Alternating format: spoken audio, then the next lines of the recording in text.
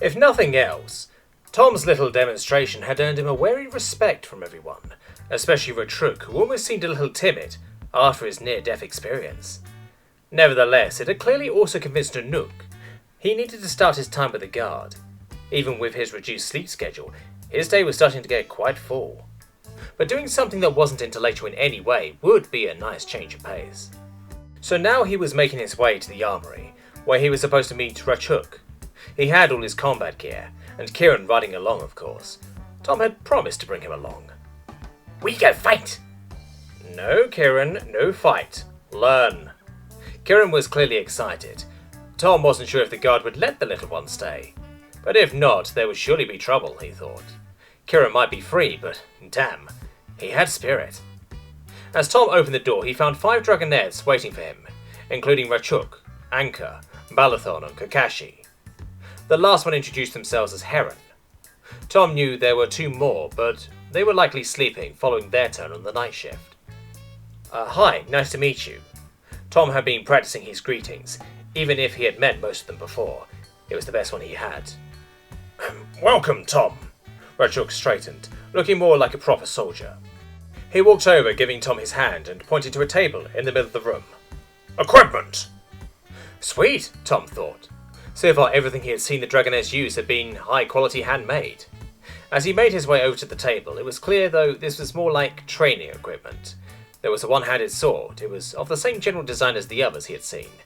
It had a straight double-edged blade that tapered at the tip, clearly meant for thrusting into an opponent. The blade was dented and a bit discoloured, clearly having been extensively used and repaired many times before. There was a belt scabbard for it, along with a hodgepodge of random armour pieces. We know not what fit, Warutteri had explained, as Tom was examining the various pieces. He had begun testing out a few things. The gauntlets looked like they might fit, along with the shoulder pads. Tom had no clue of the proper terminology. The breastplate too, but he was wondering if it would be smart to replace his existing armour. Have this, he went, taking off his vest, pulling out the ballistic plate in the carrier. Stop rifle. The dragonettes had gathered around inspecting the piece. Small, Kakashi went, picking up the plate and placing it in front of his chest. But strong, Tom tried to assure. No stop bullets, he went, knocking in the breastplate. But stop sword or arrow, Warutteri had retorted. True, uncertain. Tom had gone, holding up the 2 pieces of armour. Hold things, hide help, he concluded, taking the vest. Need camouflage, other. Tom didn't know what the draconic was for that one. Make better hide, he went, trying to explain, pointing at the shiny pieces of metal, then to his green and black patterned uniform. You want to smudge pure and beautiful steel? Balathon clearly didn't like Tom's suggestion. They must really like pure things. Come to think of it, if they wore white when they could, their armour was shiny. Oh, like shiny. Tom was feeling quite proud of figuring that one out, until he looked down at himself. Ugh, was all he'd say. Sorry, home is soldier shiny, die quick. Why would crane armour kill a soldier? Warutteri was clearly puzzled by this. Easy to see, easy to shoot.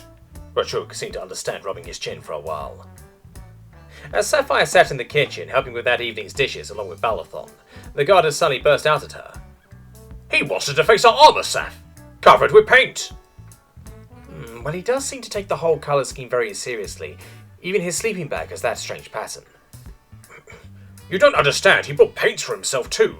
He smeared his face in black and green war paint. He looked like something you should kill on sight.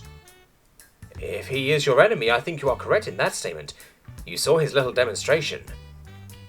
Yeah, he claimed on his world you hide when in battle, otherwise you die. He does not fight with honour, even from a distance. It seems no one from his home does. Would you, with weapons like that? No, I guess not, but he isn't home.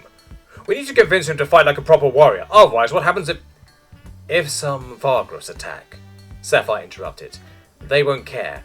Besides, Nanook would never allow him to go off to fight a war or something. She needs him here. But he still showed us how his people fight. They dig holes in the ground and mounds of dirt to hide behind. We can't have him do that, even against beasts of the night. If anyone finds out, we will be branded as cowards. I think any observer would be more interested in how the beast just fell over dead in front of them, to be honest. Sapphire tried her best to be reassuring. But the guard had a point. Perhaps they should find out if Tom could fight with honor. I hope you are right, Balathon concluded, getting back to his washing up, but clearly not convinced. It had become abundantly clear to Tom that everything he knew about warfare was abhorrent to these people. They seemed more show fighters than soldiers in his eyes by now. They didn't want to get their armor dirty, they didn't want to hide from an enemy, and they seemed very fond of duels and formation fighting. Well, at least if the same was true of the enemy, Tom wouldn't have much of a problem dealing with them. But his concerns about what would happen if the bad guys, whoever they might be, got their hands on firearms, had only grown. They honestly seemed like the kind of people who would consider ranks of muskets a good idea. Jesus Christ, Tom thought to himself. They had also begun training him in sword fighting, with and without a shield. At least they were competent in that regard. The fact Tom had no clue what he was doing probably helped though. He was being tossed around like a Play-Doh in the ring. Riek in particular had been ruthless. Tom thought that was fair following what he had done to the guy. Still, the swords hurt like hell even if they were blunted. Tom had managed to fit some of the odd armor pieces mostly to his arms, which were seemingly similar if a little broader than the dragonette's. It helped a lot with the pain, as he was hammered again and again by his far superior opponent. He had begun to figure out the basics though. The painful crash course was a good teacher. He brought up his blade again, settling back into the stance Kakashi had shown him in between bouts. Kakashi had taken it upon himself to teach. The guy seemed friendly.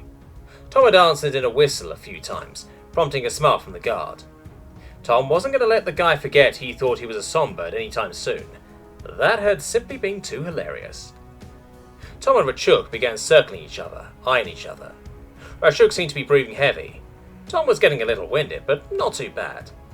Tom elected to try and tie his opponent rather than beat him outright.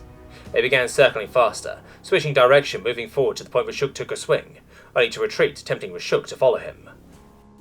It wasn't elegant, but as he yielded the initiative, Riek eagerly took it, clearly trying to prove just how much better he was. Tom was constantly on the defense by now, constantly retreating, trying his best to maintain the range. Riek was clearly enjoying his show of superiority. He could herd Tom around as he pleased. Tom got ample use out of his shield, even if Riek still got a swipe through every now and again. If this had been a real fight, he was likely dead. That didn't matter though, this was a training duel, and more to the point, this was now a battle of attrition. Riek had taken his bait, the cost of defense and sword swinging had taken its toll.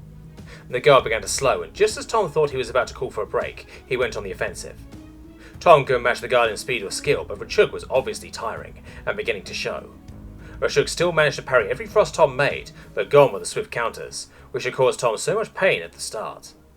Tom kept up the constant barrage, still being careful not to leave his own defense off too badly. Even badly exhausted, Riek still managed to get pretty close to landing a hit a few times, but so did Tom. With every parry, the Dragonette was getting more tired, even for breath by now. Tom was sweating hard and panting, but without the ability to sweat, Riek must surely be overheating badly. Tom got his answer as the Dragonette finally started losing his composure and dropped to his knees, leaning his hand, gasping for air. Tom walked up and placed his blade on Riek's shoulder with a little tap. "You dead." There was silence from the guards before Kieran burst out, "Yay, Tom!" and made a small celebratory growl. It took a while and some water before Riek returned to his senses, clearly having been pushed far beyond what seemed like a good idea to Tom's mind at least. He felt a little bad about that, but it wasn't like he could have won fairly, and the guy hadn't called for a break. "How did you do that?" Riek had demanded. "Endurance," Tom had tried shrugging, his limited vocabulary biting him for this one. "See? Wet." Tom held up his arm to show it was covered in sweat. "Cool." "You didn't pour water on yourself? How were you wet?" "Sweat," Tom tried in English. He had no clue what the Draconic would be for that. "Make water." "You make water to cool you down? Whatever." Riek was clearly accepting his defeat at the hand of the distinctly inferior swordsman. "You still better," Tom had tried. The dude didn't deserve to be this down about it. He had killed Tom at least a dozen times, if not more. Tom had only managed the one, after all. "No, he dead." Kieran had joined in from the table where he had taken up residence. "I got him one, he got me many, he better." Tom had protested, the little Dragonette seemingly not agreeing, curling back up. "He dead." "We need to train you." Riek had gone. "Anchor, your turn."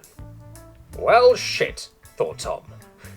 Sure, he could be one of them in endurance, but he was outnumbered 5 to 1, and it looked like his own tactic was about to be used against him. Sapphire was back at doing the dishes. It was one of the few jobs she could help with. Today it was Kakashi's turn to help her. You should have seen it. He just kept going. He drove her chook to the point he just fell over from exhaustion. Then Anchor went at him, and he just tried the same stunt again. I'm betting that went well. Yeah, Anchor just ran him into the ground and hammered him until he could hardly move. Yeah, he is good, old Ank. Doesn't like playing by others' rules, Sapphire said, giggling. But still, the guy kept going. It was almost like the pain just spurred him on. He just kept coming. Eventually, he even started to tire out Anchor. Tom had even managed to wrestle him to the ground one time, putting him in an arm lock on the ground. He might look weird, but he is strong. That is almost unsettling to think about. Well, I guess you got your answer to whether he can fight with honor then. Yeah, in the end, Richook had to call off the fight before they killed each other. I don't know if I would call it honorable. Tom fights to win any way he can. It was an awesome spectacle, though. You do know it's not very nice telling me how awesome something was that I couldn't come down to see. Why not? Oh, right. Stair, sorry. Get Tom to carry you down. He takes the stairs anyway. Sometimes I honestly don't know if you're joking or not. Why is that? Afraid you're too heavy? The last one was both deliberate and uncalled for, Sapphire thought, as Kakashi stormed out the kitchen with flying cutlery trailing close behind.